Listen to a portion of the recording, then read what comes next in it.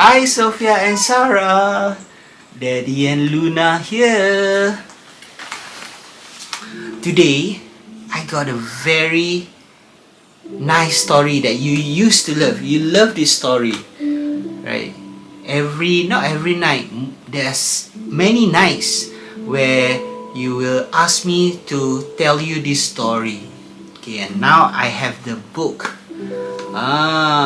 It's about a brother and a sister who went into the forest and they got lost and they found a house made of candy.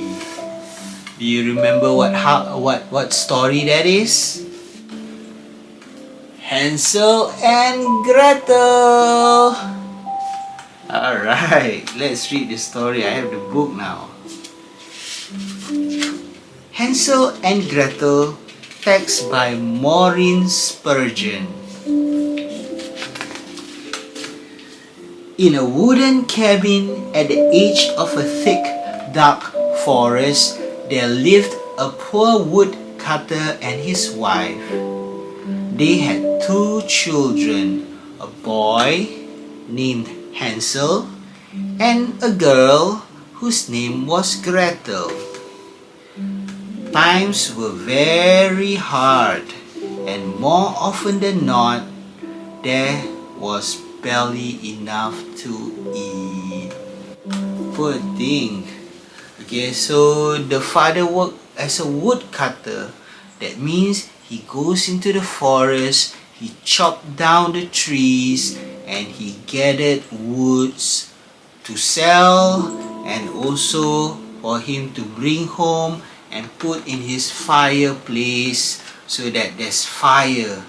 Okay, because long time ago there are no lights. Okay, so they need to build a fire, okay, so that they can see at night and also for warmth, because in their country, right, the places are very cold, especially at night.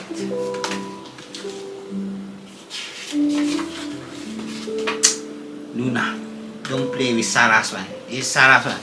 Sarah, look, see Luna playing with your dream catcher. Ouch, Luna, no. Yeah, alright. Okay, back to my story. We cannot go on like this, wife, said the woodcutter one night. And what about the children? She sobbed. Suppose we die before they do. Who will look after them? If we leave them in the forest, said the woodcutter, at least they will have nuts and berries to eat.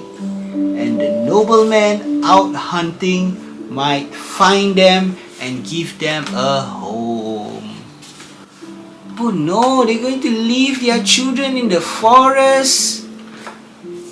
I will never leave Sofia and Sarah in the forest. Okay, because Daddy loves you so much.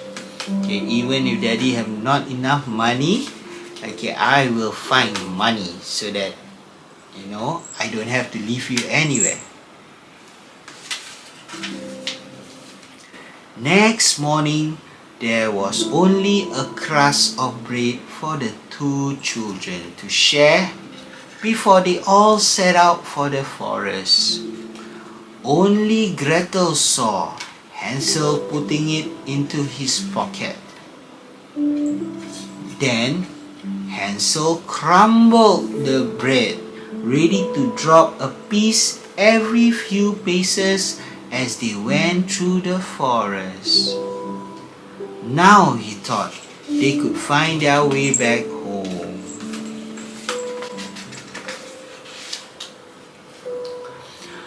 After they had gone quite a distance, the woodcutter made a fire to keep the children warm.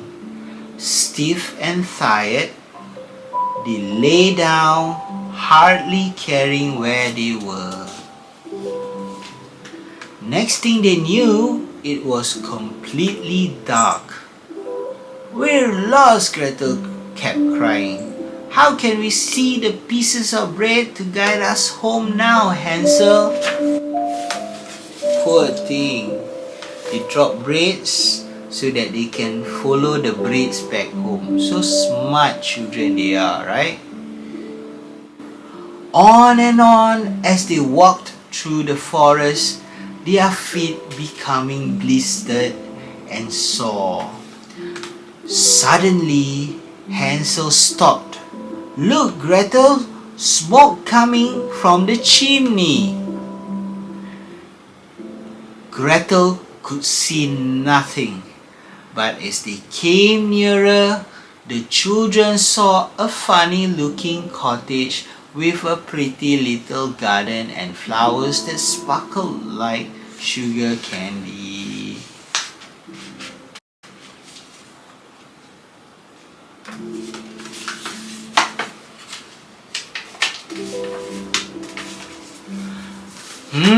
Delicious, cried Gretel, picking a leaf. "Try some, Hansel." But he was already taking bites of the sponge cake tiles and wondering if the marzipan roof tasted as good. Suddenly, they heard a voice, cracked and wheezing. "Who is there? A little mouse? Who is nibbling at my house?"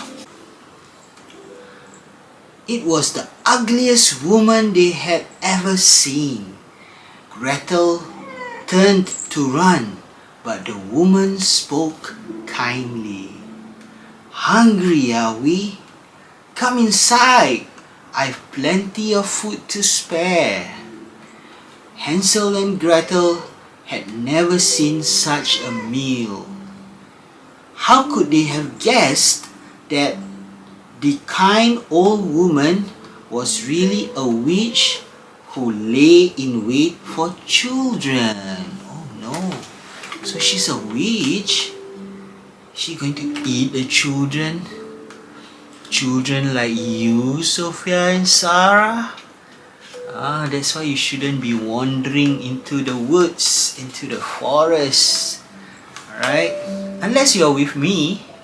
Remember we went hiking one time? Okay, we went hiking. Do you like that? We see monkeys. Alright.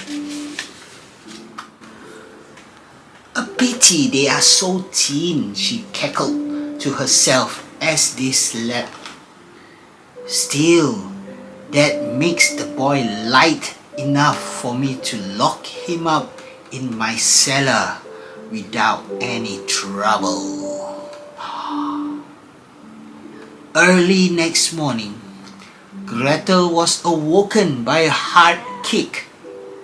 "Get busy, you little wretch," screamed the witch. "Fetch some water and light the fire." Oh no. Gretel was too frightened to disobey. "You can cook a meal for your brother," the witch went on. "I want him fattened up before I eat him." And every day the witch came to see how fat Hansel was getting. "Let's feel your arms," she would scream. Hansel always held up one of the bones Gretel passed to him.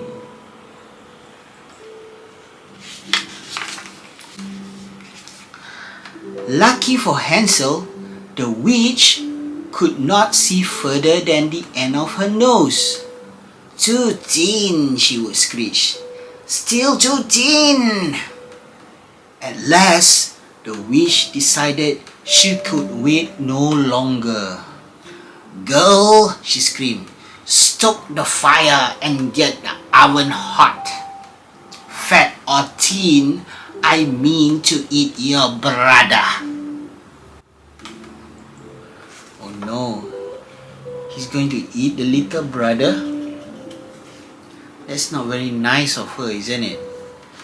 Why can't she eat chicken or fish like everybody else, right? Why do you think she wants to eat children?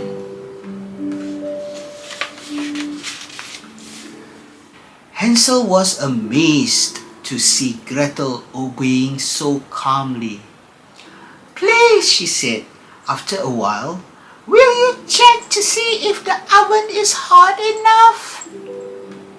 The witch dashed forward at once, rubbing her hands greedily, and the moment she put her head inside, Gretel pushed as hard as she could and slammed the door shut.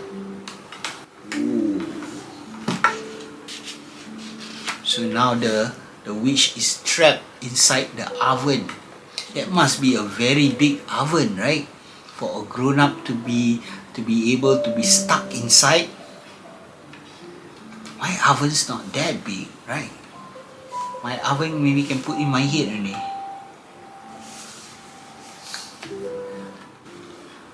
With trembling fingers, Gretel unbolted the entrance to the cellar. "Come out, Hansel," she cried. The witch cannot harm us now." But Hansel refused to leave the cottage without taking as much of the witch's treasure as they could. They would never need to worry about being cold or hungry again.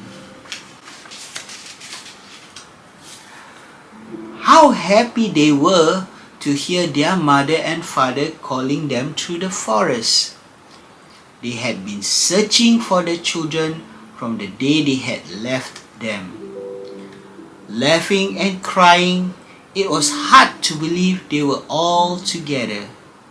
"At last," said the woodcutter, "we can go home without any fears. We are family again." The end. So what do you think of the story? I think, alright, what we can learn from the story is never leave your children, right? I think it's wrong to leave your children. I will never leave Sofia and Sarah. I will never leave them.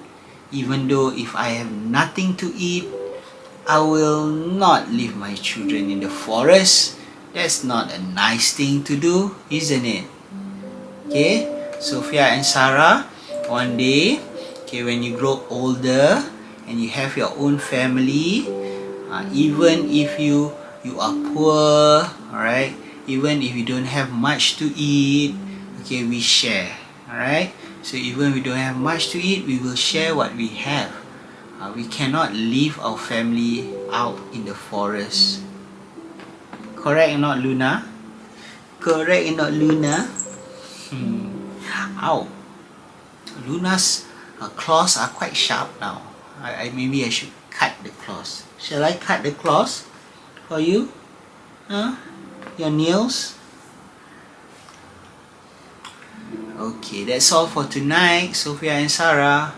I will read you another book again soon, maybe tomorrow.